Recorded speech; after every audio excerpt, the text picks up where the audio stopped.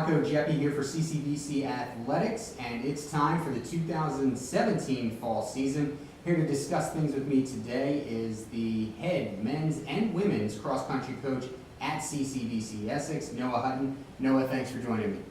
I'm glad to be here. All right, we'll jump right in for you here. Last year, neither one of the cross-country programs competed. You were hired in December 2016, hit the ground running. Yes, the pun is intended. What have you done since then to reestablish these programs here at Essex? The biggest thing I've done is I've probably shot off about 100 to 200 emails to local coaches between Baltimore City, Baltimore County, Harford County, Anne Arundel County, and even as far as Prince George's County, just to try and let people know that we do have a program for both men and women, and that we do have scholarship to offer. So try to give the information to as many coaches as possible, and then they kind of pass along the information to the athletes that they thought would be interested in coming. And I probably talked to about 10 student athletes who were seriously interested in coming to CCVC Essex because of what their coach said, and then from me going to their meets and talking to them. So very much a networking type of niche sport, cross country is one taking it. Yes, and I even had talked to the coach, Mr. Murray over at Harford Community College, talked to the Catonsville coaches a little bit just to kind of get an idea of where they're recruiting, so that way we're not stepping on each other's toes too much, and any kind of pointers they could give and trying to get students out to community colleges. So talk to us about who we're going to see in this year, some of your top runners that we'll be seeing both on the men's and women's side. So the men's team, the recruiting was a little more successful. We got two top guys from Dunbar High School, Cyrus Haynes and then Khadif Wallace. The one who probably comes with the most experience in terms of cross country and the biggest mileage base would be Tim Schaefer. He's coming from Delaney High School. I'm hoping all three of them are in the top 15 and pushing for the top 7 spot in the regionals. We also have Ibrahim and Ishmael Shia Davis, and both of them are only have 2 years of cross-country experience in track, but I think both of them should push also for top 15 spots. And as a men's team, we should be trying to get top 3 in the region our first year. The girls team, it's a work in progress. We have Lisa Lawton from Dundalk. She'll probably be our top runner. I'm hoping that she really pushes hard for that top 7 spot. She should be in the top 15. Angela Johnson from Patapsco High School.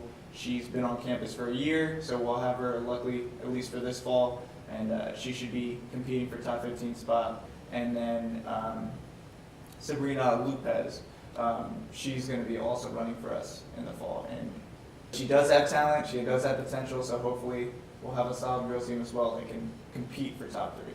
All right, so now that we've met some of those runners that you figure will do well this season, talk to us about overall the team atmosphere, how each team you believe will fare in the region this year. So as I was saying before, I think the men's team should be top 3. Men's JUCO cross country in the region 20 is more competitive than the women's. The men's team, I think Harford Community College will have a really strong team this year. Hagerstown is consistently first or second place in the region. Typically they win, so they'll be really tough. Catonsville has some really strong male athletes, so I think top 3 is a realistic goal, but it will be tough and we will have to work. The women's, typically there's only 2, sometimes 3 full teams. So if you have a full team, you have a shot at top 3, so that's kind of what we're going for. Harford Community College has a very strong team. Nova, they have a very, very strong women's team that typically win the region. So winning isn't the goal this year. The goal is to set up for top 3 and then work towards potential championship in the future. All right, well, you got to practice, so to say. Talk about some of the meets that you'll be attending this year and what we should expect. So because we have athletes from such a wide background of experience, and a lot of them are mid-distance runners and not necessarily used to running cross-country, we specifically focus on some shorter races in the beginning of the season. So we're going to go to an invitational at Stevenson, the Baltimore Metro Invitational, and that'll be a 4K for the ladies and then a 6K for the men. We're trying to go to the Hornet Invitational at Delaware State University. It's 5K for both, and both of these meets will be kind of a focus to get us used to racing and getting used to that 5K, 8K distance for men. and then we're gonna do a scrimmage at Harvard Community College. That'll be an 8K for the men and a 5K for the women, so that'll be a really first test at seeing what the region looks like, and then for the men, the first chance of getting to an 8K. From there, we're gonna go to Dickinson Long and Short. That they have a 4K for the girls, a 6K for the girls, and then also a 4K for the guys and an 8K for the guys. So for that meet, we can really figure out what our athletes need to work on specifically and put them in different races to make them as successful as possible and get them ready for regionals and build up their confidence. From there, we're going to go to the Goucher Classic and Hood Invitational. We probably won't bring all the athletes to both of these invitationals, too much racing right before regionals, but Goucher is a nice race just to kind of get used to that 8K again for these people who don't have as much experience. For Hood Invitational, it's extremely competitive, and in terms of comparing to regionals, it's relatively comparable in terms of competitiveness. So it'll be good for our top athletes to kind of get used to running from the front, getting used to a championship setting, and really trying to go after it. All right, well, we've discussed some of your goals and expectations already.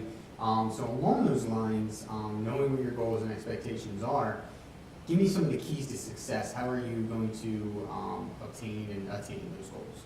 So for this year, the goal is top 3 for the men and top 3 for the ladies, complete teams. I think the biggest thing for that is just commitment. That's what we're really focusing on this year. A lot of our student athletes need to work in order to support themselves.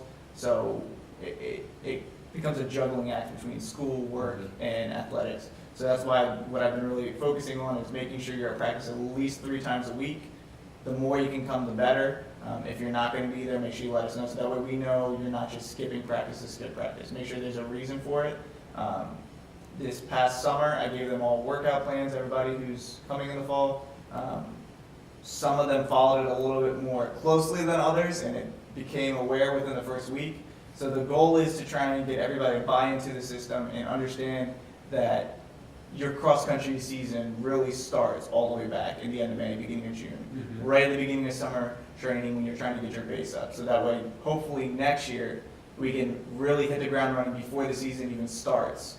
And rather than just try and use a cross-country season as a time to gain experience and as a time to get used to running an 8K, we can actually work on fine-tuning our racing, improving our fitness, and really racing to the top of the level to hopefully get a few of our athletes to 4-year schools. And because a lot of them would need financial support, hopefully to get scholarships to these 4-year schools for athletics. I think very manageable goals and expectations in this first year.